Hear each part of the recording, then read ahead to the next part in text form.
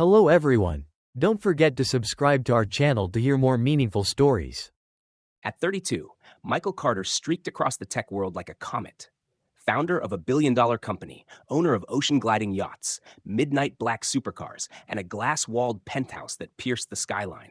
Yet every glittering surface only reflected the same unanswered ache. He was adopted, a man without a mother's name to anchor his triumphs.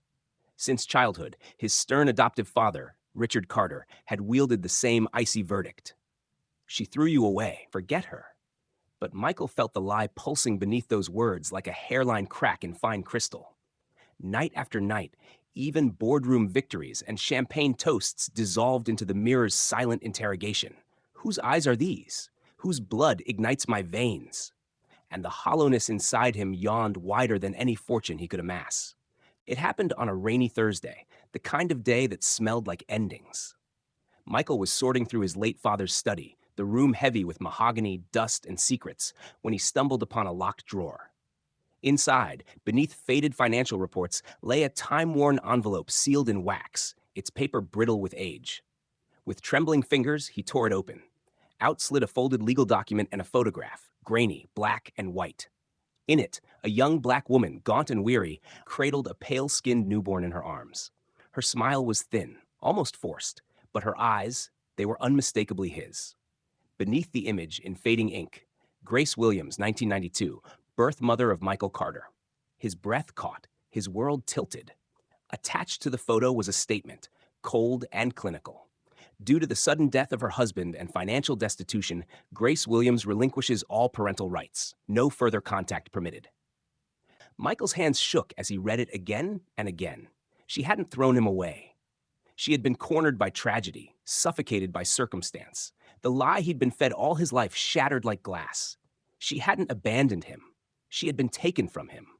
From the moment he saw her name, Grace Williams, etched in that faded ink, Michael Carter's soul ignited with a feverish urgency. He couldn't eat, couldn't sleep, couldn't breathe without imagining the woman in that photo. Her weary eyes, the way she clutched the infant him as if holding on to the last good thing in a crumbling world. He hired the most elite private investigators in the country, combed through dusty archives, city registries, hospital records, even church baptism logs. He offered blank checks for leads, posted anonymous notices, followed whispers into forgotten neighborhoods. But the trail was barren. No death certificate, no updated address, no public record past 1992. It was as if she had been erased by time itself. Still, Michael refused to let go. Every dead end only deepened his resolve. She had given him life, and now he would move heaven and earth to find hers. Weeks blurred into months as his obsession grew into ritual. Each morning began with updates from investigators. Each night ended with her photo clenched in his hand like a prayer. Then came the afternoon that changed everything. Michael had just finished a tense lunch with board members at a five-star restaurant nestled in the city's historic district. Dressed in a tailored charcoal suit, he slid behind the wheel of his sleek orange McLaren and pulled into traffic. The sun cast golden shards through old buildings, and as he slowly cruised the cobblestone streets, his mind drifted, as it always did, back to her. Her name echoed in his chest like a drumbeat.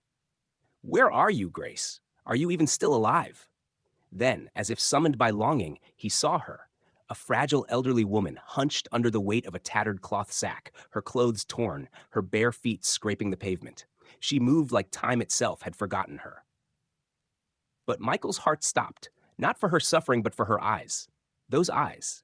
His eyes. Identical. Unmistakable. Time folded in on itself. Without a thought, he slammed the brakes in the middle of the street. Tires screeched. Horns exploded behind him. But he heard nothing. Felt nothing. The world shrank to that face, the one that had haunted his dreams, and the truth that bloomed like fire in his chest. I've found her. Michael burst out of the car, the door slamming open behind him as he sprinted across the street, nearly stumbling over the curb. The city's chaos faded into a muffled blur. Honking horns, shouted curses, none of it reached him. His entire world had narrowed to the frail figure before him. The woman turned slowly, startled by the commotion. Her eyes, sunken yet familiar, met his, and time shattered. For a heartbeat, neither spoke. He stood there breathless in a designer suit, chest heaving, eyes wide with disbelief, while she, wrapped in layers of threadbare fabric, clutched the sack tighter, as if bracing against a ghost. You're my mother, he choked out, his voice cracking under the weight of the truth. Her lips trembled, confusion flickering across her face like a dying flame. What did you say? She whispered, as though afraid the answer might undo her. Michael reached into his breast pocket with shaking hands and pulled out the photograph, the one that had anchored his entire search, now creased and nearly worn through. He held it out like a sacred offering. Look, he begged. It's you, holding me. Her gaze fell on the photo, and the world seemed to still. Her hands, knotted and trembling, rose to her mouth. Her knees buckled. A soft sob cracked the silence. Oh God, no! It can't be. Tears streamed down her face as she stared at the image, at the young mother she once was, at the child she thought lost forever. Grace, he whispered, I found the adoption papers. I know everything. I know what happened. I know they took me from you. She dropped to the ground, overcome, sobbing openly in the street. Michael knelt beside her, his arms folding around her like wings. You didn't abandon me, he whispered into her shoulder. You saved me. You gave me life. She clung to him, as if trying to hold on to all the years lost between them. They told me I'd never see you again, she wept. I was alone. I had nothing. After your father died, I couldn't even feed myself, let alone a baby. They said signing was the only way to save you. They made me smile for the photo. It was never my choice. Her words collapsed under the weight of sorrow. Michael pressed his forehead to hers, tears mingling in the space between them. You don't have to explain, he said softly. You're my mother. You always were.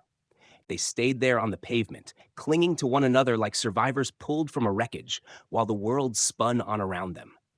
Passers-by slowed, stared, whispered. Some reached for their phones, but Michael didn't care. To him, there was only the trembling woman in his arms, the mother he had longed for in silence, the heartbeat he had felt in dreams. Grace sobbed as if years of silence had cracked all at once, her fingers gripping the lapels of his suit like a lifeline. I thought I'd lost you forever, she whispered through broken breaths. Every night I prayed, but they told me never to hope again. Michael shook his head, gently wiping her tears with his sleeve. You never lost me, Mom. They just kept us apart. The word Mom struck her like thunder, and she gasped, her body folding into his as fresh tears spilled down her cheeks. Look at me, she said weakly, trying to pull away. I'm nothing now. Filthy, old. Look at your life. You don't need someone like me.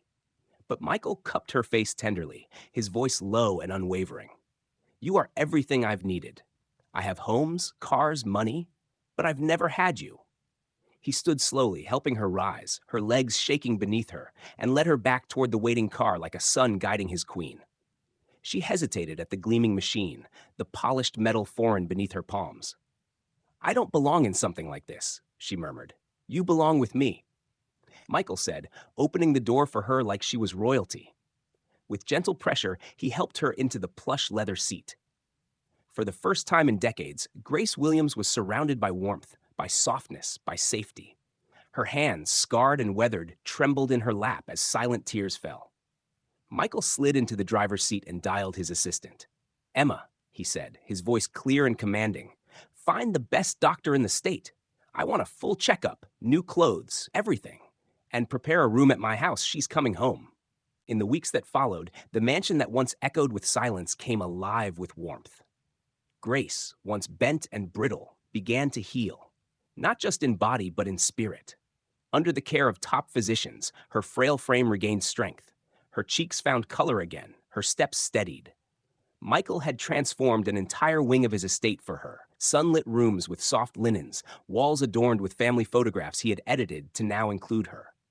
Each morning, she awoke to fresh flowers, hot breakfast, and her son's quiet smile.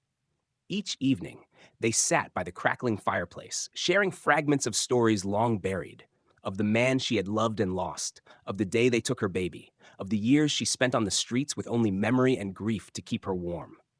Michael listened with reverent silence, his fingers never far from hers, his eyes never straying from her face, as though memorizing the contours of a miracle.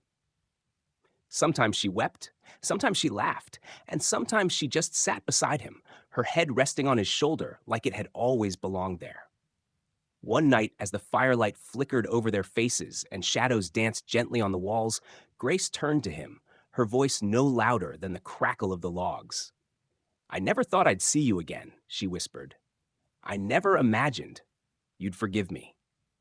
Michael reached for her hand and held it tightly, his eyes glistening.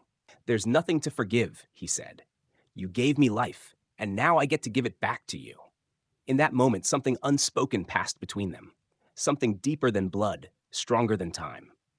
Grace, once forgotten by the world, was now wrapped in love, in dignity, in belonging. And Michael, the boy who had once stared into mirrors searching for a face like his, now found it smiling back at him in the woman who had never, for 1 second, stopped loving her son. Sometimes the answers we seek aren't found in wealth or success, but in the quiet truth of where we come from. Love endures through time, through silence, through separation, and when it finally returns, it heals everything. If this story moved you, make sure to follow for more powerful, emotional stories that remind us what truly matters.